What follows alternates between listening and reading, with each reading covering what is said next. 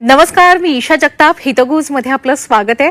या विशेष कार्यक्रमातून आपण तज्ज्ञ डॉक्टरांकडून जाणून घेतो विविध आजारांविषयी सखोल माहिती आणि त्यांवरील उपचारांविषयी देखील त्यांच्याकडून आपण मार्गदर्शन मिळवतो. आणि आजचा आपला विषय अतिशय महत्त्वाचा आहे. आज आपण डॉक्टरांकडून मार्गदर्शन मिळवणार आहोत मूळ व्याधावर वेदनारहित आयुर्वेदिक उपचार कोणकोणते आहेत याविषयी. आणि त्याबद्दल माहिती देण्यासाठी आजच्या या कार्यक्रमात सहभागी झालेले आहेत डॉक्टर सुधीर उदामले. नमस्कार डॉक्टर, आपल्या कार्यक्रमात स्वागत आहे. सुरुवातीला डॉक्टर आपल्या प्रेक्षकांना ओळख करून देते. तर प्रेक्षक हो, डॉक्टर सुधीर उदामले यांनी अष्टांग मेडिकल कॉलेज जे पुण्यामध्ये आहे तिथून BA MS ही पदवी संपादित केली. तसंच त्यांचं पोस्ट ग्रॅज्युएशन हे नाशिक विद्यापीठातून झालं. Vedamrut day care piles and research सेंटरचे ते MD आहेत. गेले 20 वर्ष ते ठाण्यात हे सेंटर चालवत आहेत. त्यांनी आजवर 18,000हून अधिक रुग्णांवर मिश्र पद्धतीनं पाईल्स, फिशर आणि फिस्टुला यांसारख्या आजारांवर अगदी यशस्वीरित्या उपचार पार पाडलेले आहेत. 2012 मध्ये international journal of colorectal surgery या नियतकालिकात लायगेशन टेक्निक या विषयात 200हून अधिक रुग्णांचे शोध निबंध त्यांनी सादर केले. आणि महाराष्ट्रातलं सगळ्यात पहिलं मूळ व्याधावरचं स्टुडिओ हॉस्पिटल त्यांचं आहे. डॉक्टर, खरं तर मूळ व्याधाला म्हटलं जातं अवघड जागेचं दुखणं, जे खरं तर सोसवत नाही आणि कोणाला सहसा सांगताही येत नाही. मुळात हे अवघड जागेचं दुखणं अर्थात मूळव्याध कोणाला होण्याची शक्यता अधिक असते आणि त्याची लक्षणं काय असतात? हे बघ, मूळव्याध आहे ना, म्हणजे आता पूर्वीचे प्रमाण होतं ते 10 मध्ये 6 असं प्रमाण होतं. आता 10 मध्ये 8 असं प्रमाण झालंय. आणि त्याचं मुख्य कारण लाईफस्टाईल आहे. ते बालांपासून वृद्धांपर्यंत सगळ्यांना मूळव्याध होऊ शकतो, कारण की आहारच सगळ्यांचा बिघडलाय. बरोबर आहे. झोप बिघडलीय, खाणं बिघडलंय, राहणं बिघडलंय, म्हणजे आहार विहार निद्रा सगळं बिघडल्यामुळे मूळव्याध हा खूप कॉमन डिसीज झालाय. सो ज्यांचं काम खूप बसून आहे, ज्यांना उष्णतेजवळ काम करावं लागतं, ज्यांचं खूप उभं राहून काम आहे, ज्यांना वजन उचलावं लागतं, ज्यांचे सेडेंटरी लाईफस्टाईल आहे, त्या सगळ्यांना मूळव्याध होऊ शकतं. अच्छा. पण होतं काय माहितीये का, की त्या 3 इंचाच्या जागेत काही जरी झालं, दुखलं, खुपलं, रक्त आलं, सूज आली, कॉन्स्टिपेशन झालं, तरी मला मूळव्याध झाला असा समज होतो. अच्छा. म्हणून ह्याचं सगळ्यात महत्वाचं आहे ना, मुख्य गोष्ट म्हणजे ह्याचं निदान होणं. सो मला मूळव्याध झालाय की नाही हे कन्फर्म कसं करायचं, तर सगळ्यात पहिल्यांदा याचे जे योग्य डॉक्टर असतात त्या डॉक्टरांकडे जाणं महत्वाचं आहे. म्हणजे जर तुम्हाला मूळव्याध झाली असेल तर प्रोक्टोलॉजिस्ट कडेच जायला पाहिजे. अच्छा. हा, कारण ती जागा तपासली जाणं खूप महत्वाची आहे. 90% मूळव्याध जेव्हा एखाद्याला होतो त्यावेळेस ती जागा तपासली जात नाही, त्याच्यामुळे निदान चुकतं. सो आपल्याकडे जेव्हा एखादा पेशंट येतो तेव्हा आपण कॅमेरामध्ये ती जागा तपासली जाते, त्याचा प्रत्यक्ष फोटो काढला जातो आणि मग त्याचं निदान पक्क होतं की ह्याला झालंय काय नक्की. कारण त्या एवढ्याशा जागेमध्ये पाईल्स असू शकतं, फिशर असू शकतं, फिस्टुला असू शकतं, प्रुरायटस ॲनो असू शकतं, गुदभ्रंश असू शकतं, त्याचप्रमाणे IBS सारखे पोटाचे विकार असू शकतात. सो नक्की झालंय काय याचं निदान तुम्हाला योग्य डॉक्टरांकडे गेल्यावरच होणार आहे. बऱ्याच वेळा तिथे काही झालं की लोक कुठेतरी ऍडव्हर्टाईज बघून किंवा स्वतःच घरगुती उपाय करून औषधं घेतात. म्हणजे असतो फिशर आणि मूळव्याधीवरचं औषध, असतो फिस्टुला आणि फिशरवरचं औषध, असा काहीतरी प्रकार होतो. म्हणून पहिल्यांदा योग्य डॉक्टर निवडा, त्याचं निदान पक्क करा आणि मगच उपचार ठरवा. अगदी. पण हे निदान कसं केलं जातं, म्हणजे मूळव्याधच आहे त्या जागी, हे कसं कळतं डॉक्टर? सो मी आता थोड्या वेळापूर्वी म्हणालो तसं की ह्याचं प्रॉपरली प्रोक्टोलॉजिकल एक्झामिनेशन केलं जातं. एक प्रोक्टोस्कोपद्वारे त्या जागेला मशीनद्वारे, कॅमेराद्वारे प्रत्यक्ष तपासलं जातं आणि त्याचे फोटो काढले जातात.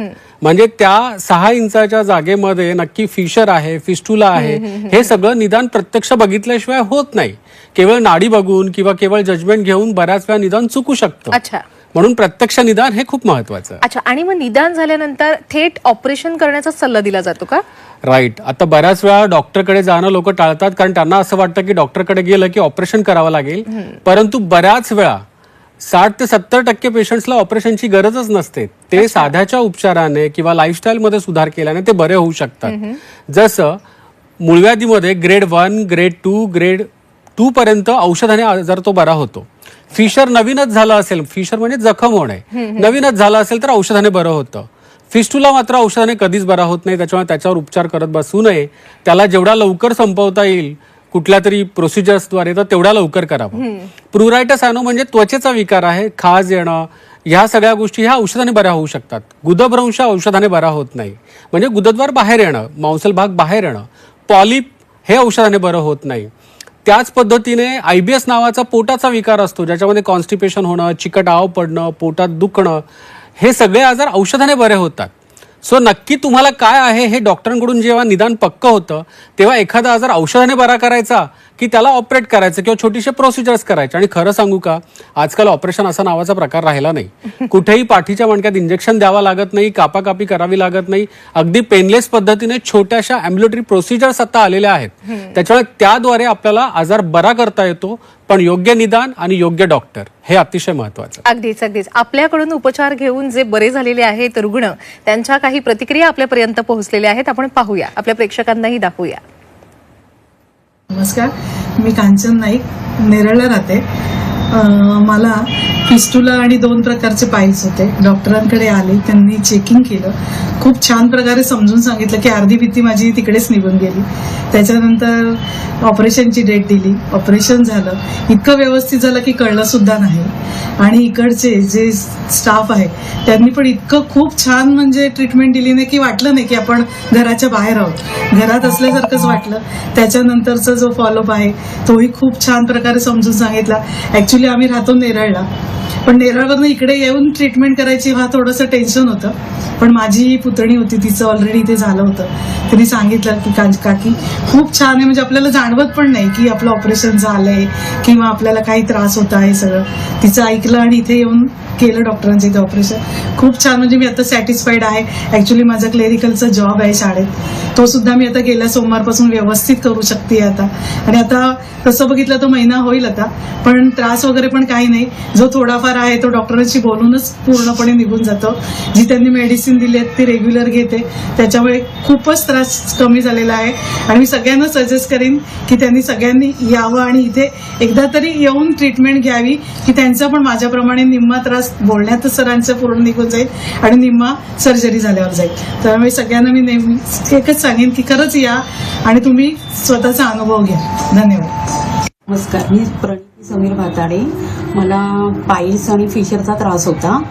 मला माझ्या बहिणीने वेदांतचा रेफरन्स दिला आणि मी इकडे आले. मला खूप फरक पडला.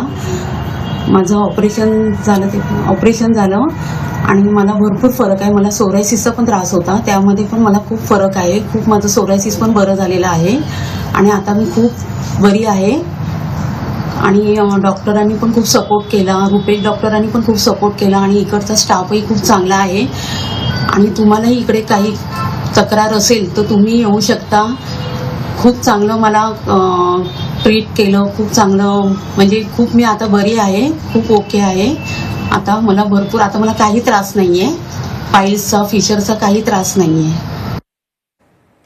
वेदना रहित जगता येते त्यांना, याचा आनंद खरं तर दोन्ही रुग्णांच्या चेहऱ्यावर दिसत होता. आणि आता ते रुग्ण राहिलेले नाहीयेत मुळात. पण डॉक्टर कसं असतं ना, असं म्हणतात किंवा अनुभवावरूनच लोक असं सांगतात की मूळव्याधावर कितीही आपण उपचार केले ना तरी तो पुन्हाच येतो आजार, कायमस्वरूपी उपचार नसो यावर. येस, कसं आहे की मूळव्याध हा लाईफस्टाईल रिलेटेड डिसऑर्डर आहे. मूळव्याध होणं हे मुळात लिव्हरचं फंक्शन, गट मोटिलिटी म्हणजे आतड्यांची हालचाल, तुमचे मल्टीविटॅमिन्स, तुमच्या शरीरामध्ये विटॅमिन्सचा बॅलन्स, तुमची भूक, तुमची निद्रा, ह्या सगळ्या गोष्टींशी रिलेट करतं. सो मूळव्याधीला जर तुम्हाला बरं करायचं असेल आणि कायमस्वरूपी बरं करायचं असेल तर सगळ्यात पहिल्यांदा त्याची जी मुळं असतात, प्रत्येकाच्या शरीरामध्ये 6 ते 7 मुळं असतात. ती मुळं सगळीच्या सगळी बंद करणे.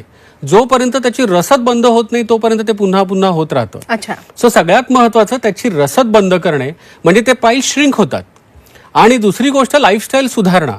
तर लाईफस्टाईल मध्ये सुधारणा करण्यासाठीच आम्ही 3 महिने आयुर्वेदिक औषधं देतो की ज्याच्यामध्ये लिव्हरचं फंक्शन इम्प्रूव्ह केलं जातं, गट मोटिलिटी इम्प्रूव्ह केली जाते, लाईफस्टाईल सुधारलं जातं, त्याला म्हणजे कसं खावं, कसं राहावं याच्याबद्दलचं मार्गदर्शन केलं जातं आणि म्हणून मूळव्याध पुन्हा उद्भवत नाही.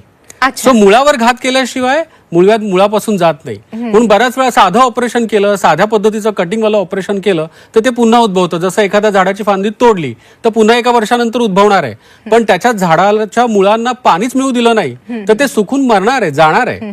आणि मूळ जे त्याची कारणं असतात ती एकदा बरी केली की हा पुन्हा उद्भवत नाही. अच्छा, आणि आजचा आपला विषयच आहे की मूळव्याधावर वेदनारहित आयुर्वेदिक उपचार. तर सांगा डॉक्टर की मूळव्याधावर आयुर्वेदात नेमके कोणकोणते उपचार केले जातात?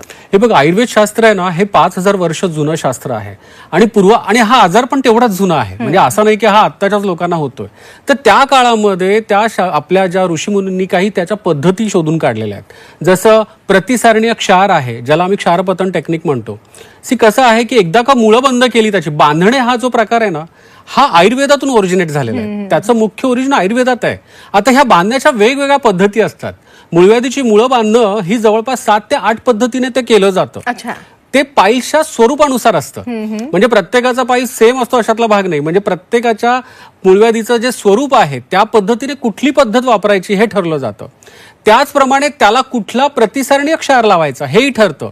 म्हणजे त्याच्यामध्ये आता जसं आम्ही पलाश क्षार आहे, यवक्षार आहे, अपमार्ग क्षार आहे, अशा विविध प्रकारचे क्षार आहेत.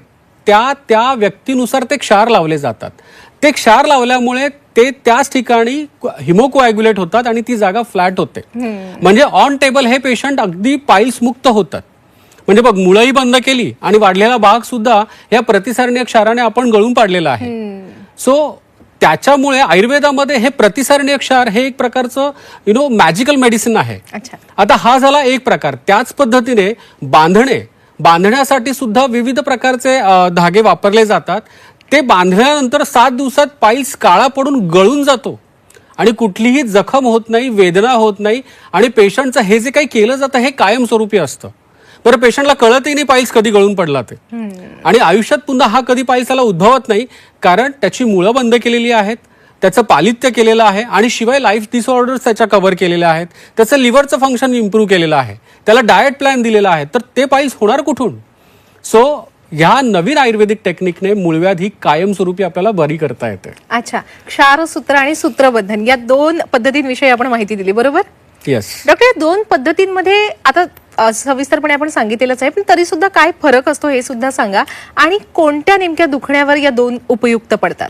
बघ, कसं आहे, क्षारसूत्र म्हटलं तर लोकांचा असा कधी कधी अनुभव असतो की आम्हाला पेन होईल का, कारण क्षारसूत्रात पेन होतं असं कुठेतरी त्यांनी अनुभव घेतलेला असतो. परंतु आता आयुर्वेदानं खूप अपडेट होत चाललेलं आहे. खूप सारे नवीन रिसर्च झालेले आहेत. असे काही नवीन क्षारसूत्र डेव्हलप केलेले आहेत. जसं मी मगाशी म्हणालो की कदली क्षाराचा, गुग्गुळाचा, अशा वेगळ्या पद्धतीचे क्षारसूत्र निर्माण केले गेले आहेत की जे पेन करत नाहीत. आता बघ, कसं आहे, सूत्रबंधन हे मूळव्याधीसाठी वापरतात आणि क्षारसूत्र हे फिस्टुलासाठी वापरतात. बऱ्याच वेळा जे काही चान्सी डॉक्टर्स असतात किंवा अनएज्युकेटेड डॉक्टर्स असतात ते क्षारसूत्र मूळव्याधीमध्ये सुद्धा वापरतात. तर त्याच्यामुळे ते कॉम्प्लिकेशन्स होतात. ऍक्च्युली मूळव्याधीमध्ये सूत्रबंधन वापरावं. जसं मी मगाशी म्हणालो की त्याची मुळं बांधली जातात आणि ते अशा पद्धतीने बांधले जातात की 7 दिवसात ते गळून पडतं. तर ते सूत्रबंधन, मुळं बांधणं ते सूत्रबंधन. आणि जे फिस्टुलामध्ये जे बांधलं जातं ते क्षारसूत्र, त्याच्यामध्ये औषधांचं कोटिंग असतं आणि ते वापरलं जातं. आणि ते आता नवीन ज्या पद्धतीचे क्षारसूत्र आम्ही वापरतोय ते पेनलेस आहेत. You understood? सो दोघेही वेगळे आहेत आणि दोघांचे गुणधर्म वेगळे, दोघांचे रिझल्ट्स वेगळे. अगदी अगदी. आणि मुळात मूळव्याधापासून कायमस्वरूपी आपल्याला मुक्ती मिळू शकते, हेच ऐकायला किती समाधानकारक आहे. आपल्या आणखी काही रुग्णांच्या प्रतिक्रिया आपल्यापर्यंत पोहोचलेल्या आहेत, त्या सुद्धा आपण पाहूया. नमस्कार, मी सुनील भोसले. मला 2013ला फिशरचा त्रास होत होता. म्हणजे मी सरांकडे चेकिंगला वगैरे गेलो आणि सरांनी व्यवस्थित सर्व चेकिंग करून मला व्यवस्थित सगळं समजावून सांगितलं आणि व्यवस्थित औषधोपचार आणि ऑपरेट करून सगळं जवळपास 2013 ते 2026पर्यंत मला कोणत्याही प्रकारचा त्रास झालेला नाही.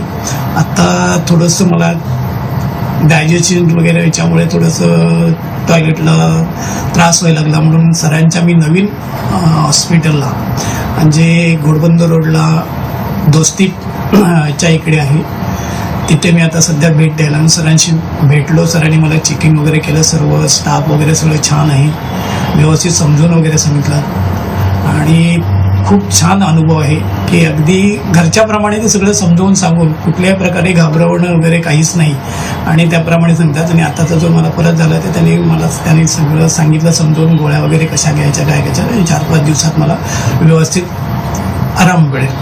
जर कोणाला असा त्रास वगैरे काही कोणत्या बाबतीत होत असेल तर निश्चित वेदामृतचे उदामले सर, सुधीर उदामले सर यांना निश्चित भेटा. ते तुम्हाला निश्चित चांगल्या प्रकारे मार्गदर्शन करतील, चांगल्या प्रकारे कॉपरेट करतील आणि व्यवस्थित सगळ्या प्रकारे तुमचा आजार पूर्णपणे बरा होईल एवढंही निश्चित माझा खरंच खूप चांगला अनुभव आहे. आणि आम्हाला 13 वर्षाने परत थोडंसं वाटलं, पहिल्यासारखं नाही, पण सरांनी समजून वगैरे सांगितलं, आता गोळ्या वगैरे दिल्या, एक थोडं हे दिलंय, क्रीम वगैरे दिलं आणि त्याच्यामुळे मला आता बरं वाटतं. नमस्कार, मी सौ गुलाब चंद्रकांत तुपे, मी कर्जतला राहते. सरांचा कार्यक्रम मी टी व्हीवर पाहिला होता आणि ते बघून मी फोन नंबर घेऊन फोन केला. अपॉइंटमेंट मिळाल्यावर इथे येऊन मी चेकअप केलं. मला लगेच तातडीने 2 दिवसात सरांनी ऑपरेशन सांगितलं. ऑपरेशन केल्यानंतर मी एकदम खुश आहे, म्हणजे बरी आहे. आणि आता मला सध्या याच्या गोळ्या औषधं, पोटासाठी गोळ्या औषधं चालू आहेत, काही विटॅमिनच्या गोळ्या वगैरे चालू आहेत. इथला एकंदरीत स्टाफ सुद्धा चांगला आहे आणि सरांचं मार्गदर्शन पण एकदम व्यवस्थित आहे, चांगलं आहे. तर कोणाला काही हा त्रास असेल तर त्यांनी जरूर इथे येऊन वेदामृत हॉस्पिटलला येऊन आपलं चेकअप करून घ्यावं किंवा काय सर्जरी असेल तर करून घ्यावं बिनधास्त. नक्कीच त्यांनी सुद्धा आपल्याकडून उपचार करून घ्या असं आवाहनच केलं आपल्या सर्व प्रेक्षकांना. बरं डॉक्टर, आपण आतापर्यंत मूळव्याधावर अगदी सविस्तरपणे आम्हाला मार्गदर्शन केलेलं आहे. आता फिशर आणि फिस्तुला या 2 आजारांवर कोणकोणत्या आयुर्वेदात उपचार आहेत हे सांगा. राईट. बघा, फिस्टुला मी मगाशी म्हणाल, भगंदर हा शत्रूलाही होऊ नये असा आजार आहे. आणि भगंदराचे खूप सारे प्रकार असतात. साधे फिस्टुले, कॉम्प्लिकेटेड फिस्टुले आणि अतिशय वाढलेले फिस्टुले. आता ह्याच्यामध्ये कुठलेही उपचार करताना आहे ना, 2 रिंग्स आपल्या कट होता कामा नये, खूप मोठ्या जखमा होता कामा नये आणि हा वापस झाला नाही पाहिजे. या 3 प्रिन्सिपल वरती काम केलं लागतं. फिस्टुलामध्ये काय असतं की बाहेर एक होल पडलेलं असतं आणि एक गुदद्वाराच्या आतमध्ये एक होल पडलेलं असतं. तर सगळ्यात महत्वाचं, जोपर्यंत हे आतलं होल बंद होत नाही तोपर्यंत हा आजार बरा होत नाही. बरं, काय होतं, बऱ्याचशा जनरल सर्जरीजमध्ये ह्या रिंग कट केल्या जातात आणि मग मोठ्या जखमा होतात. 3-3, 4-4 महिने ड्रेसिंग करावं लागतं आणि एवढं सगळं करून सुद्धा त्याचा पुनरुद्भव होतो. मात्र आयुर्वेदामध्ये जे वेगवेगळ्या प्रकारचे क्षारसूत्र आणि प्रतिसारणीय क्षार जे वर्णन केलेले आहेत, अग्निकर्म नावाचा प्रकार जो वर्णन केलेला आहे तो इथे खूप इफेक्टिव्ह आहे. क्षारवर्ती म्हणजे जेव्हा तुम्ही एखादा फिस्टुला ट्रीट करतात तेव्हा त्याचा पोस्टेरियर पार्ट जो आहे त्याला घासून काढल्यानंतर क्षारवर्तीचा सुद्धा खूप छान रिझल्ट येतात. सो फिस्टुलामध्ये आपल्याला क्षारसूत्र, प्रतिसारणीय क्षार, क्षारतेल, त्याच पद्धतीने विविध प्रकारचे व्रणराक्षस तेल, असे खूप साऱ्या प्रकारचे तेलांचा वापर करून आपण फिस्टुलाला बरं करू शकतो. सो जेव्हा एखाद्याला फिस्टुला होतो आणि त्याला कायमस्वरूपी बरं करायचं असेल आणि कुठल्याही प्रकारची रिंग कट करायची नसेल तर क्षारसूत्र हे खूप उपयुक्त पडतं. अच्छा. सो त्या ठिकाणी आपण क्षारसूत्र वापरू शकतो. डॉक्टर, आम्हाला ना या ठिकाणी क्षारपतन टेक्निक जे असतं आणि लेझर या दोघांमधला फरक सांगा आणि दोघांमध्ये काय उत्तम असतं ते सांगा. बघ, कसं आहे, क्षारपतन टेक्निक ही पाईल्समध्ये पण वापरता येते आणि ती फिस्टुलामध्ये पण वापरता येते. आता क्षारकर्म जसं खूप उपयुक्त सांगितलेलं आहे तसंच आयुर्वेदामध्ये अग्निकर्म वर्णन केलेलं आहे. परंतु आता हे मॉडर्नचा भाग म्हणून लेझर वापरला जातो, पण फक्त केवळ लेझर हे पूर्णपणे उपयुक्त ठरत नाही. लेझर सोबत इतरही पद्धतीचा आपल्याला वापर करावा लागतो, पण त्यापेक्षाही जास्त उपयुक्त हा प्रतिसारणीय क्षार आपल्याला उपयोगात आणता येतो, जसं क्षारवरती वापरता येतं. कारण लेझरचे सुद्धा खूप साईड इफेक्ट आहेत. त्याच्या वेवलेंथ खूप ह्या वेगळ्या वेगळ्या असतात. कधी कधी त्याच्यामध्ये खूप मोठे साईड इफेक्ट येतात, मोठे अल्सर्स क्रिएट होतात, जखमा क्रिएट होतात, ज्या क्षारामध्ये तयार होत नाहीत. आता हा क्षार पानीय क्षार असू शकतो की जो आपण तिथे वापरतो. त्याच पद्धतीने पाईल्समध्ये सुद्धा प्रतिलेपनासाठी क्षार वापरला जातो. मी मगाशी म्हटल्याप्रमाणे तो क्षार लावल्यानंतर तो पाईल्सचा मास जो आहे तो जांबू फलवत म्हणजे अगदी काळा पडतो आणि 7 दिवसात तो पाईल्स पडून जातो. ह्याला क्षारपतन टेक्निक असं म्हणतात. आणि ही टेक्निक पूर्णपणे पेनलेस आहे आणि कायमस्वरूपी आहे. आणि क्षारसूत्र हे फिस्टुलामध्ये वापरलं जातं की ज्याच्यामुळे रिंग कट करावी लागत नाही. आणि कुठेही त्याचं आता नवीन आलेले क्षारसूत्र हे पेनलेस आहेत. त्याच पद्धतीने ह्या क्षारसूत्रामुळे कुठेही रिंग कट न झाल्यामुळे पेशंटचा कंट्रोल जात नाही आणि हे कायमस्वरूपी बरं होतं. सो अगदीच. आणि आता आलेलो आहोत आपण या चर्चेच्या समारोपाकडे. जाता जाता आपल्या सर्व प्रेक्षकांना काय सल्ला द्याल डॉक्टर? मी हेच सांगेन की पहिल्यांदा तुमचं निदान पक्क करा, तुमचा डॉक्टर योग्य निवडा आणि तुम्हाला झालेल्या आजारासाठी नक्की काय आहे योग्य हे तुम्ही पहिल्यांदा ठरवा. केवळ रॅन्डमली चिकित्सा करू नका, कारण जर डॉक्टर चुकला, टेक्निक चुकली की आजार पुन्हा उद्भवणार आहे. बरं, हा आजार बरा केल्यानंतर लाईफस्टाईल जर सुधारली नाही किंवा तुमचं झोप सुधारली नाही, तुमचं पचन सुधारलं नाही, तर हा तुम्हाला पुन्हा त्रास देणार आहे. सो योग्य डॉक्टर, योग्य निदान आणि योग्य टेक्निक या त्रिवेणी संगम साधण्याचा प्रयत्न रुग्णांनी नक्कीच करावा. अगदीच अगदीच डॉक्टर, खूप खूप आभार या सगळ्या सखोल अशा मार्गदर्शनासाठी. धन्यवाद. धन्यवाद. प्रेक्षक हो, हितगुजमध्ये वेळ झालेली आहे इथेच थांबण्याची. पण ताज्या घडामोडींसाठी नेहमीच पाहत रहा झी 24 तास.